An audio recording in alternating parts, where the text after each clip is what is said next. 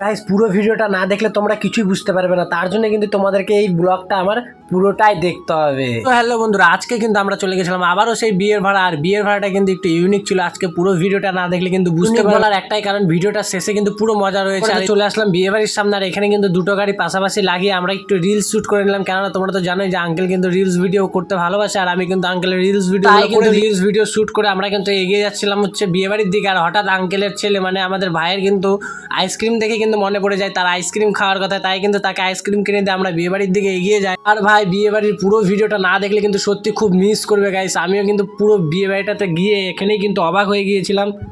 ঢুকতে দেখা গেল একটা স্টেজ, আর সামনে খাওয়া দাওয়ার প্যান্ডেল, মাঝখানে ফাঁকা, চারিদিকে ভুট্টা বাগান। বাট গাইস কিছুক্ষণ পরে হঠাৎ এই দৃশ্য, মানে গাইস আই এম তো পুরোই অবাক গাইস। এটা কেমন বিয়ে বাড়ি তোমরা গাইস কমেন্ট বক্সে বলো, এরকম বিয়ে বাড়ি কখনো দেখেছো কিনা গাইস? মানে পুরো এনজয়, যাকে বলা হয় আলট্রা লেভেল প্রো ম্যাক্সের মতন এনজয় গাইস। এদিকে তো কী সব নিয়ম কানুন হচ্ছিল আমি তো কিছুই বুঝতে পারছিলাম না, কারণ এরকম ফার্স্ট। বাট গাইস এখানে নাচগুলো দেখে বেশ মজা লাগছিল আমাকে। কিন্তু তোমরা এরকম নাচ কেউ যদি দেখে থাকো তাহলে কিন্তু অবশ্যই আমার কমেন্ট বক্সে গিয়ে কিন্তু কমেন্ট করো।